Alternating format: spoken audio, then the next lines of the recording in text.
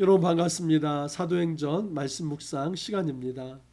주를 만난 경험이 있어야 세상을 바꿀 수 있는 힘도 생겨납니다.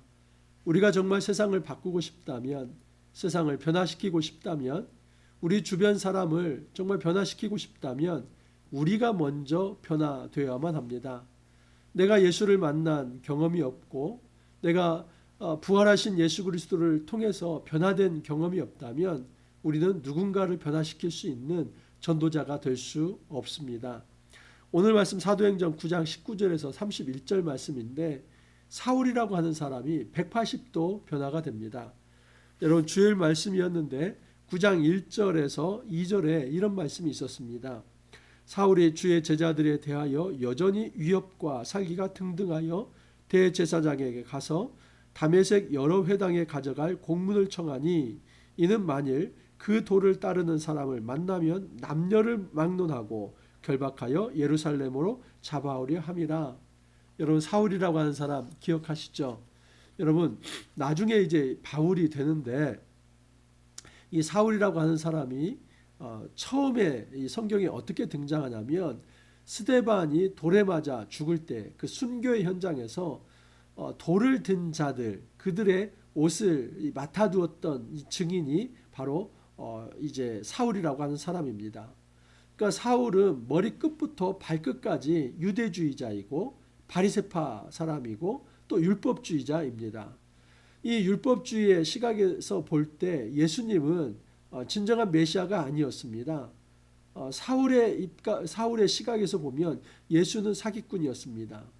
예수가 사기를 쳐서 많은 사람들이 현혹이 되어서 메시아도 아닌데 메시아를 추종하고 이 엄청난 일이 일어났는데 이거 바로 잡으려면 이제 대대적인 예수 운동을 뿌리 뽑아야 한다 생각을 했던 사람이 사울입니다. 그래서 이 사울이라고 하는 사람이 자원해서 대제사장에게 공문을 달라고 합니다. 이 흩어져 있는 이 유대 회당에 찾아가서 그 회당에서 유대교 예배하는 것 같지만 실상은 예수 믿는 자들 다 잡아오겠다는 것입니다. 엄청난 열정이죠. 남녀를 막론하고 다 잡아와서 이제 이 예수 운동을 종식시키겠다. 그렇게 생각했던 사람이 사울입니다. 자, 그런데 9장 19절을 보시면은 이런 말씀이 있습니다. 사울이 다메섹에 있는 제자들과 함께 며칠 있을새 즉시로 각 회당에서 예수가 하나님의 아들이심을 전파하니 여러분 사울이 그 회당에 가려고 다메섹 회당에 가려고 했던 목적이 뭡니까? 예수 믿는 자들을 잡아오려고 했는데 그 회당에서 예수가 하나님의 아들이심을 선포합니다. 이런 걸 우리는 180도 변화되었다라고 얘기를 합니다. 180도 변화라는 것은 이것입니다. 지금 내가 이제 앞으로 이렇게 나아가려고 합니다. 근데 이게 잘못되었다는 것을 알고 다시 돌이켜서 돌아오는 겁니다. 이게 180도입니다. 여러분 뭐 110도만 해도 이렇게 가는 거고 아니면 90도면 옆으로 가는 거고 30도면 이렇게 가는 거 아닙니까? 근데 이런 변화가 아닙니다. 180도 이게 잘못된 길인데 다시 원점으로 돌아오겠다. 여러분 이 180도의 변화만큼은 둘 중에 하나입니다. 하나는 미쳤든지 아니면 뭔가 확실한 어떤 확신이 될 만한 확신을 일으킬 만한 계기가 있든지. 만약에 사울이 미쳤다면 일관성이 없어야만 합니다. 그런데 이 사울 나중에 바울이죠. 이 바울이 결국은 순교당합니다. 여러분 그가 정말 미쳤다고 한다면 그렇게 일관성이 있을 수는 없습니다. 미쳤으면 왔다 갔다 하는 겁니다. 왔다가 이쪽으로 왔다가 다시 갔다가 이게 미친 사람이죠. 근데 사울은 미친 사람이 아니라 정말 예수 믿는 자들을 잡아 죽이기 위해서 갔던 그 길이 잘못됐다는 것을 알고 다시 돌아와서는 평생 예수님이 하나님의 아들이라는 것을 증언하기 위해서 목숨을 바쳤다는 겁니다. 그러면 지금 180도의 변화는 반드시 확신이 있어야만 이것이 되는데 무엇이 그를 변화시켰는가? 그게 바로 다메섹 도상의 회심 사건입니다. 주일 말씀이었죠. 사울이 길을 가다가 다메섹에 가까이 이르더니 호련히 하늘로부터 빛이 그를 둘러 비추는지라 땅에 엎드려져 들음에 소리가 있어 이르시되 사울아 사울아 내가 어찌하여 나를 박해하느냐. 여러분, 사울아 사울아 내가 어찌하여 나를 박해하느냐. 하늘에서 이런 음성이 들립니다. 그래서 사울이 물어보지요. 대답하되 주여 누구시니까. 근데 대답을 해줍니다. 나는 내가 박해하는 예수라. 여러분, 지금 이 사울을 만나주신 분이 누구입니까? 부활하신 예수님입니다. 부활하신 예수님이 아주 특별하게 사울을 만나주신 것입니다. 그래서 사울이 그 즉시로 눈이 멀지만 그의 영안은 열리게 됩니다. 그래서 성령이 이런 말씀을 하시지요. 이제 너에게 아나니아라고 하는 사람이 와서 안수해 줄 텐데 그때 너의 눈이 뜨이게 될 것이고 너희는 이제 새로운 사명을 가지고 살아갈 것이다. 근데 또 성령은 아나니아에게도 가서 사울이라고 하는 사람이 눈멀어서 지금 기도하고 있는데 그에게 찾아가서 안수해서 이제 그 사람이 복음 전도자가 되게 만들어라. 아나니아가 처음에는 찜찜하죠. 아니 예수 믿는 자들을 죽이려고 했던 사람을 그렇게 다시 살려놓으면 되겠습니까? 근데 성령께서 하신 일이기 때문에 그렇게 행합니다.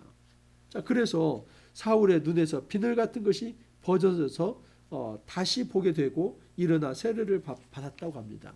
여러분, 이렇게 세례를 받은 직후에 무엇을 했냐면 9장 19절에 보면 사울이 다메섹에 있는 제자들과 함께 며칠 있을 새 즉시로 각 회당에서 예수가 하나님의 아들이심을 전파했다. 이것이 180도의 변화이고 이것이 굉장히 신비적 사건입니다. 사울이 우리가 이렇게 생각할 수 있습니다. 한 3년 정도 그 아라비아에 있는 어떤 굴에 들어가서 수도를 하면서 그때 뭔가를 좀 기도하면서 배운 게 있거나 또는 뭐 예루살렘에 있는 사도들에게 가서 뭔가 좀 배운 게 있어서 그것이 농축이 되어서 복음 전했다고 생각합니다. 근데 그게 아닙니다. 불과 3일 만에 사울이 눈을 감고 있었던 것은 3일입니다. 근데 그 3일 사이에 변화가 일어났고 여러분, 사울은 바로 복음 전도자가 되었습니다. 그렇다면 이것을 해석할 만한 뭔가가 있어야 하지 않겠습니까? 그래서 이 김세윤 교수가 바울 복음의 기원이라고 하는 그 책에서 이렇게 이야기를 합니다. 이 사울이라고 하는 사람이 삼층천에서 바로 하나님을 만났기 때문에 가능했다. 이게 다메섹 도상에서 회심의 핵심이다라고 얘기를 합니다. 고린도후서 이제 11장 32절 33절에 보면 다메섹에서 아레다 왕의 고관이 나를 잡으려고 다메섹 성을 지켰으나 나는 광주를 타고 들창문으로 성벽을 내려가 그 손에서 벗어났노라. 여러분, 이 말씀은 지금 사도행전에도 있죠. 보시면 사도행전 19장 26절을 19장 25절을 보면 그의 제자들이 밤에 사울을 광주리에 담아 성벽에서 달아내리니라. 똑같은 사건이죠.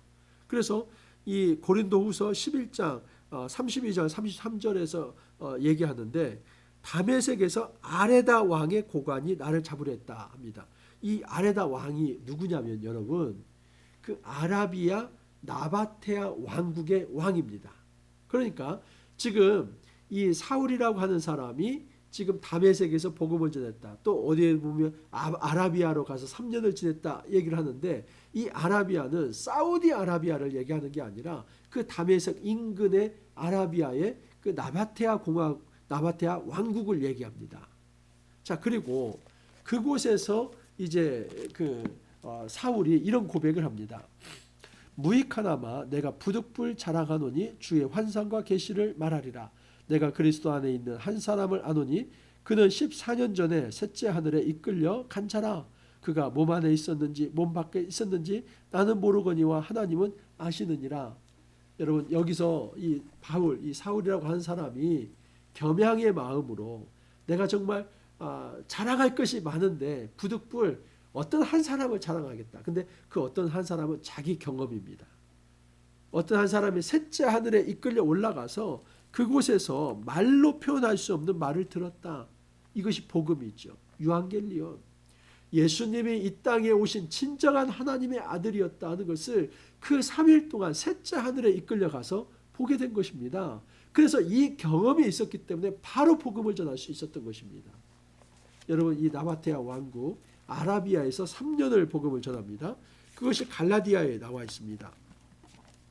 갈라디아 1장 18절을 보면 그 후 3년 만에 내가 게바를 방문하려고 예루살렘에 올라가서 그와 함께 15일을 머무는 동안 17절을 보면 또 나보다 먼저 사도된 자들을 만나려고 예루살렘으로 가지 아니하고 아라비아로 갔다가 다시 다메섹으로 돌아간노라.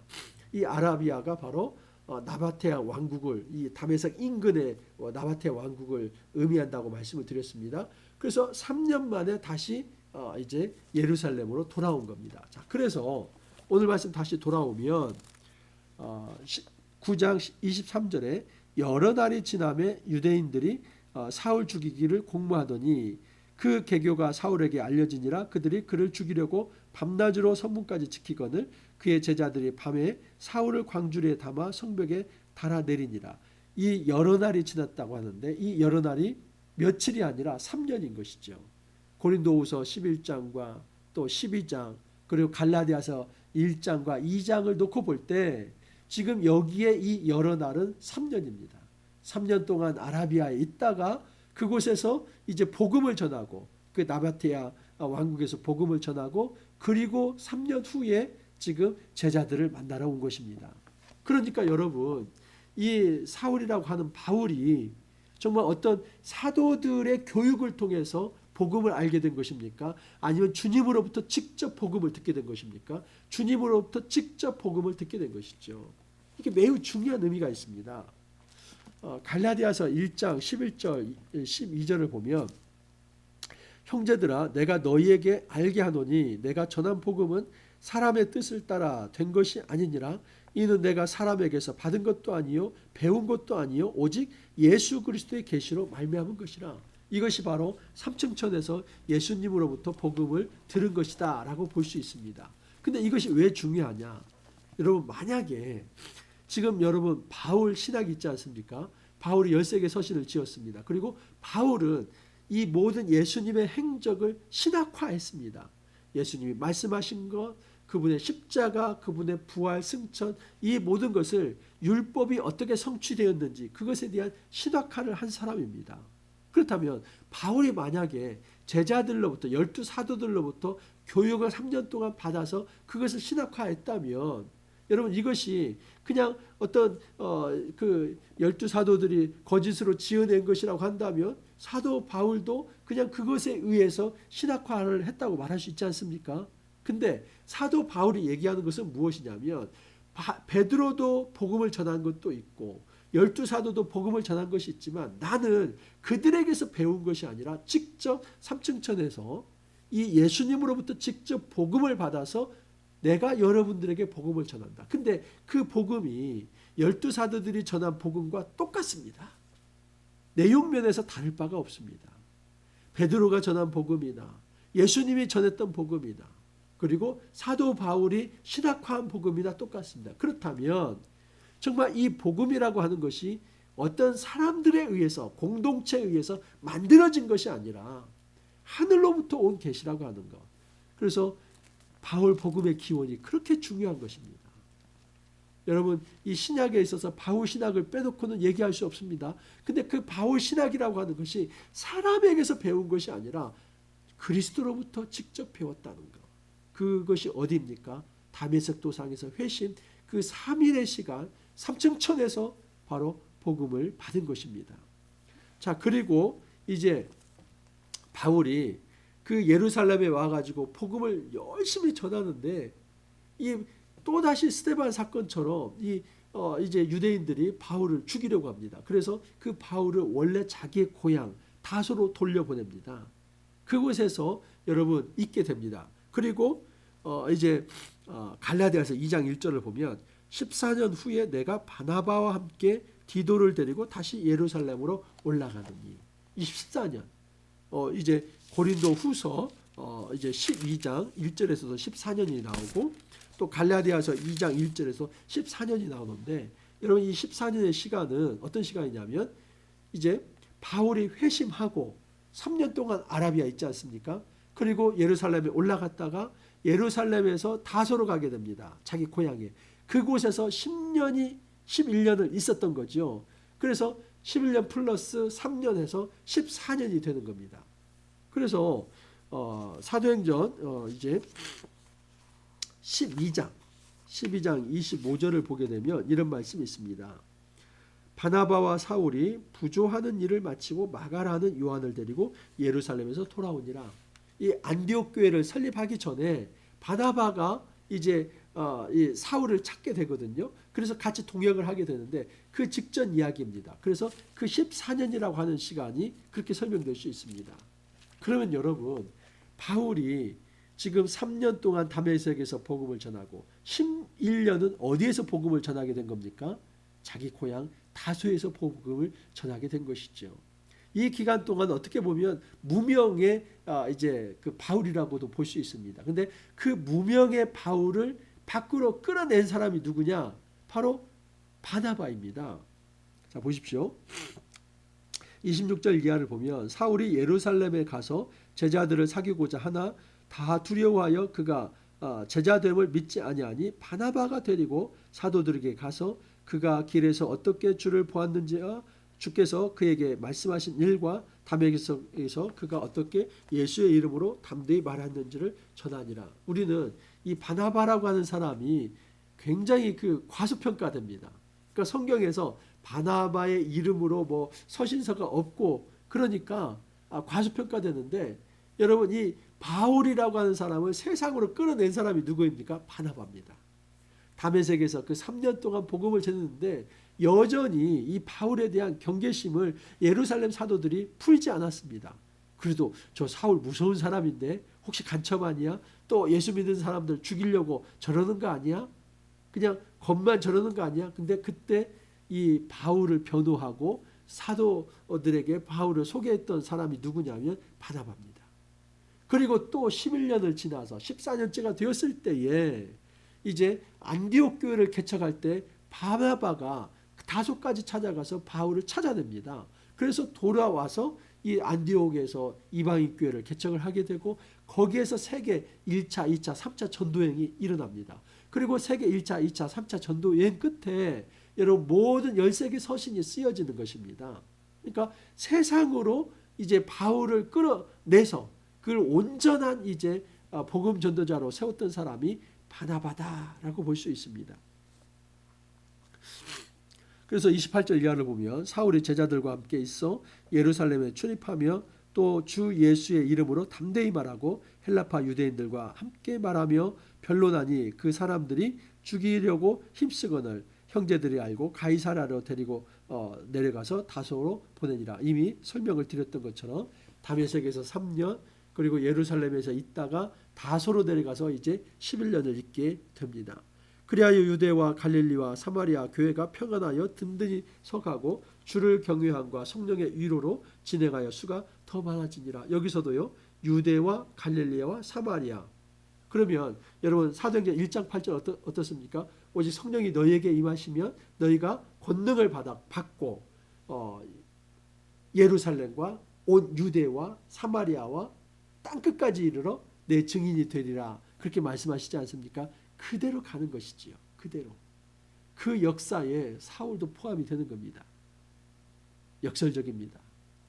사울은 이 스데반 순교 사건 이후에 예수 믿는 자들을 잡아 죽이려고 했는데 오히려 그 순교 이후에 지금 복음이 퍼져나가는데 사울도 역시 예루살렘과 유대와 사마리아와 땅끝에 이르는 그 전도자의 일원이 되어서 하나님 나라 복음을 전하는 사람으로 바뀌었다 하는 사실입니다. 180도의 변화. 여러분 이것은 성령이 아니면 불가능합니다. 부활하신 예수님을 만나야 180도 변화가 되는 것입니다. 우리가 신앙인이 된다는 것은 180도 변화가 되는 것입니다. 내가 예전에 사모했던 거, 사랑했던 거, 갈구했던 거, 믿었던 거, 내가 신뢰했던 거, 집착했던 거, 그 모든 것들을 내려놓고 주 앞으로 돌아가는 것이 180도의 변화입니다. 이것이 바로 성령 충만입니다. 이 성령 충만이 있어야만 내 자신의 변화가 일어나고 내 자신의 변화를 체험해야만 우리가 누군가에게 복음 전도자, 변화의 주역으로 설 수 있는 것입니다.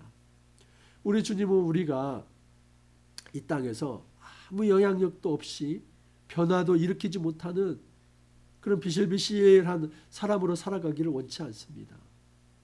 주님은 우리 모두가 이 사울처럼 진정한 변화의 주역이 되기를 바랍니다. 그러면 어디서부터 시작해야 합니까? 다메섹 도상의 회심. 내가 예수를 믿기 전에는 예수 믿는 것을 증오했었고 예수 믿는 자들을 싫어했고 그 예수 믿는 것들을 내가 파괴하려고 했지만 내가 예수 믿은 이후로는 이제는 예수 믿는 것을 위해서 내가 내 삶을 드려야겠다는 그 180도의 변화, 이것은 부활하신 예수님을 경험하는 것입니다. 목사님, 오늘 어떻게 부활하신 예수님을 경험할 수 있습니까? 성경을 읽으십시오. 그거 외에는 방법이 없습니다. 부활하신 예수님을 만나는 방법은 성경을 읽고 성경을 읽을 때 반드시 성령께서 내주하십니다. 성령이 내주하시면 우리의 마음이 변화가 됩니다. 꼭 성경을 읽지 않는 사람이 내가 예수님을 믿지 못하겠는데요, 보이지 않는데요, 그런 얘기를 합니다. 성경을 읽고 그 얘기를 하십시오. 성경을 우리가 모든 이 선입견을 다 내려놓고 성경을 읽을 때에 성령께서 역사합니다.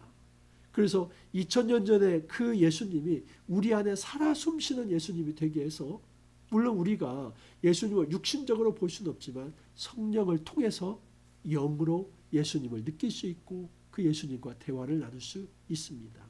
이것이 바로 성령의 역사입니다. 여러분, 오늘날 우리가 성경을 읽으면서 이 성령의 충만함으로 살아계신 예수님을 체험하고 그 감격으로 이 복된 전도자의 삶을 살아갈 수 있기를 간절히 소망합니다. 함께 기도합니다. 주님, 감사합니다. 부활하신 예수님을 만나야만 내가 변화될 수 있고 내가 변화를 체험해야만 또 누군가를 변화시킬 수 있다는 이 원리를 가르쳐 주시니 감사합니다. 사도 바울이 다메섹 도상에서 회심했습니다.